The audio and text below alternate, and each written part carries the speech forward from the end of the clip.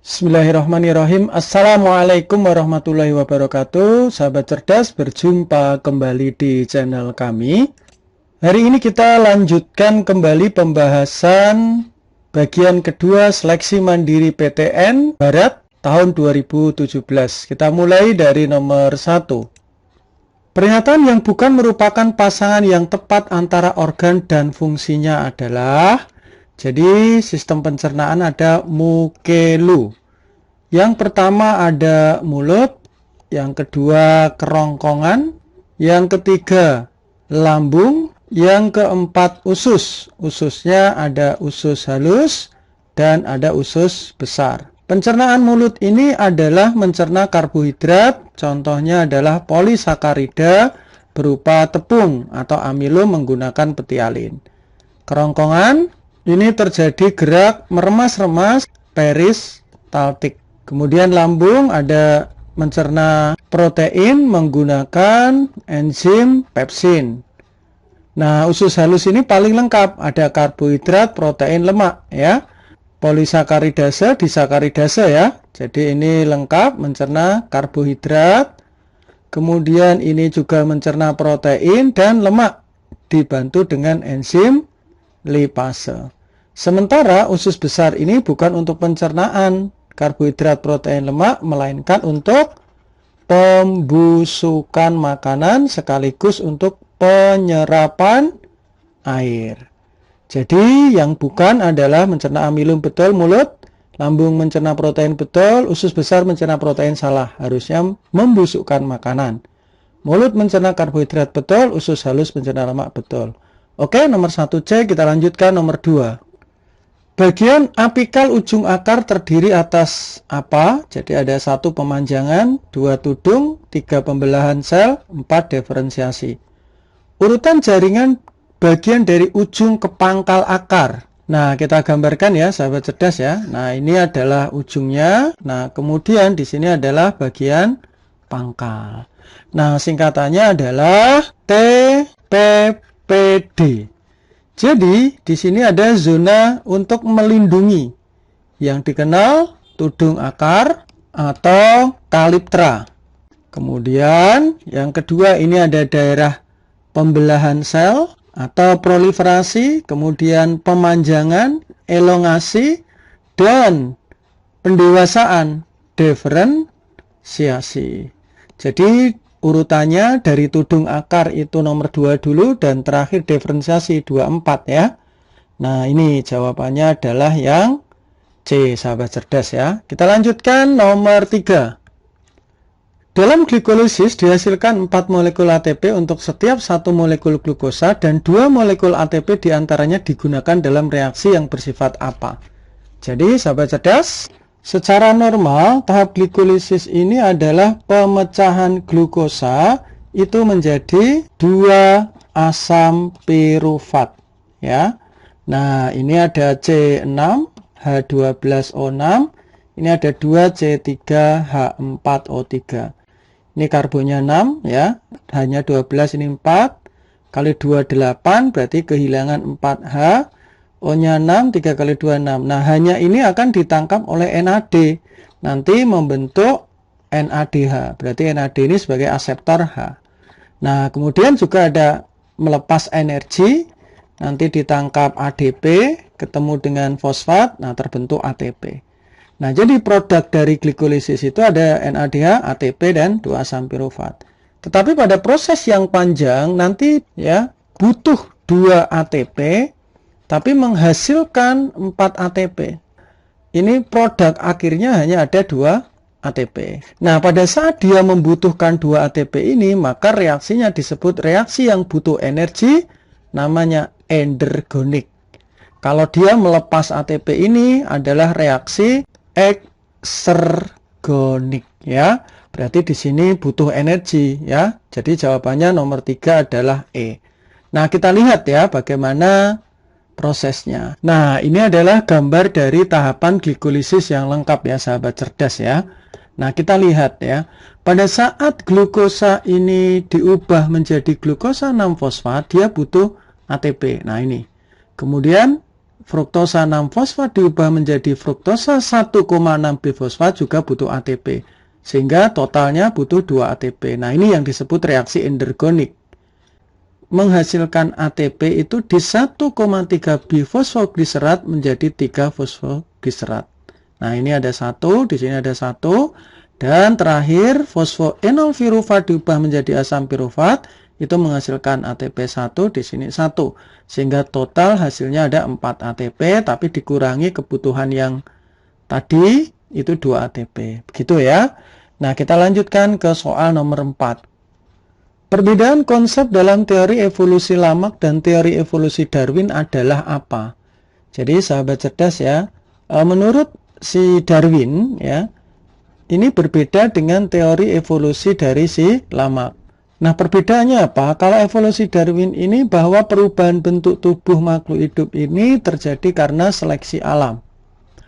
Kalau Lamarck ini adalah evolusi akibat adaptasi terhadap lingkungan yang diwariskan kepada anak.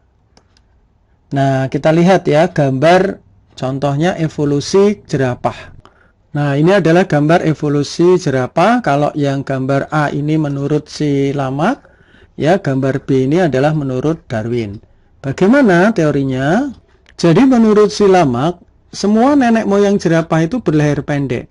Karena makanannya tinggi, lehernya beradaptasi dengan pohon yang tinggi atau lingkungan, sehingga lehernya dari pendek itu menjadi tinggi. Kemudian induk yang berleher panjang ini akan mewariskan sifat leher panjangnya kepada keturunannya.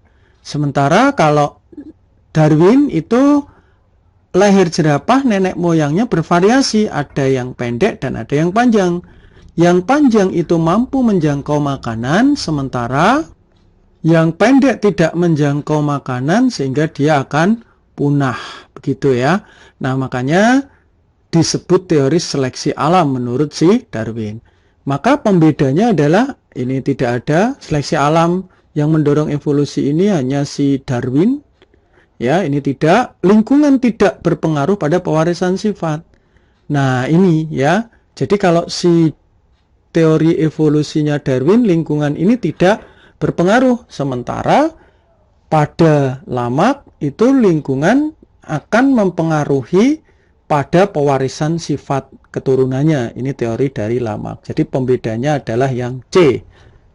Sementara yang D, pembentukan spesies dari nenek moyang yang sama tidak. Adanya sifat yang diwariskan kepada keturunannya tidak ya. Nah, oke, nomor 4C. Kita lanjutkan nomor 5. Potensial membran neuron saat istirahat dapat terbentuk akibat keseimbangan antara konsentrasi natrium dan kalium di dalam maupun di luar neuron. Berikut adalah tabel konsentrasi dari kedua ion tersebut. Berikut ini tabel konsentrasi dari kedua ion tersebut dan permeabilitas relatif membran neuron terhadap keduanya. Jadi natriumnya di luar sel ada 150, kalau di dalam sel 15 ya. Jadi tinggi di luar sel untuk natrium. Sementara kalium di luar sel 5 dan di dalam sel ada 150. Dan permeabilitas relatifnya 25-30 kali. Dari perbedaan konsentrasi antara intrasel dan ekstrasel tersebut, ilmuwan berkebangsaan Jerman bernama Welterners mengemukakan teorinya yang menghasilkan suatu persamaan untuk mencari potensial membran neuron saat istirahat. Persamaan tersebut dikenal dengan persamaan Nernst. Pernyataan di bawah ini yang benar tentang tabel di atas kecuali. Jadi sahabat cerdas, ini ada sel saraf namanya neuron ya. Nah, neuron ini di akson ini butuh untuk impuls itu butuh ion natrium dan kalium di dalam reaksi stimulasi kimia. Nah, bagaimana pada saat potensial membran ini mengalami fase istirahat? Nah, ada 3 sebenarnya fase di mana neuron itu bekerja. Yang pertama ada istirahat, ya. Kemudian yang kedua ada depolarisasi, dan yang ketiga ada hiperpolarisasi. Nah, kita lihat gambarnya ya sahabat cerdas ya. Nah, ini adalah gambar saat terjadi istirahat, potensial istirahat ya. Apa yang terlihat di sini natriumnya lebih banyak di luar. Nah, seperti pada tabel berikut ya. Kaliumnya ini banyak di dalam ya, seperti ini. Nah, terlihat pada gambar di sini bahwa kadar natrium itu lebih banyak di luar sel. Berarti sama dengan di sini ya. Sementara kaliumnya lebih banyak di dalam sel. Nah, seperti ini. Nah, sehingga ada perbedaan konsentrasi natrium sama kalium. Nah, apa yang terjadi pada saat potensial istirahat? Di sini bisa kita lihat ada protein ya yang berperan sebagai transport. Makanya dikenal sebagai transport pompa ion. Nah, nanti dia butuh energi. Harusnya natrium ini yang tinggi konsentrasinya itu masuk ke konsentrasi yang rendah. Dari luar itu masuk ke dalam. Nah, tetapi pada saat istirahat tidak bisa. Makanya di sini malah justru natrium yang konsentrasinya rendah di dalam itu bisa keluar. Berarti melawan gradien konsentrasi itu membutuhkan energi berupa ATP. Makanya dikenal sebagai transport aktif. Sementara kalium yang di luar itu sedikit juga akan masuk. Makanya kaliumnya akan masuk. Ini yang terjadi pada saat istirahat ya. Nah, berarti kita lihat nih, ion natrium memiliki kecenderungan untuk keluar, tadi benar ya. Kemudian ion kalium mempunyai kecenderungan untuk keluar, salah. Kalium itu harusnya masuk. Nah, ini yang salah. Potensial istirahat membran sel neuron untuk ion natrium dan kalium memiliki harga yang berbeda. Ya, betul. Ya. Nah, kemudian permeabilitas dari ion kalium menyebabkan potensial istirahat membran neuron setelah hiperpolarisasi, berarti setelah hiperpolarisasi kemudian terjadi potensial istirahat. Yang tadi ya ada 3 tahap ya. Permeabilitas dari ion kalium membantu kerja pompa ion natrium dan kalium dalam mengembalikan potensial istirahat membran neuron saat setelah hiperpolarisasi. Ini betul juga ya. Nah, kita lihat gambarnya. Nah, inilah pada saat hiperpolarisasi ya, sahabat cerdas ya, gambarnya di mana permeabilitas dari ion kalium membantu kerja pompa ion natrium dan kalium. Nah, ini ya. Jadi bisa dilihat ya perbedaannya di mana kaliumnya keluar tapi natriumnya tetap tidak masuk. Nah, makanya tadi benar yang E ini. Oke ya, nomor 5 jawabannya B. Kita sudahi dulu. Terima kasih.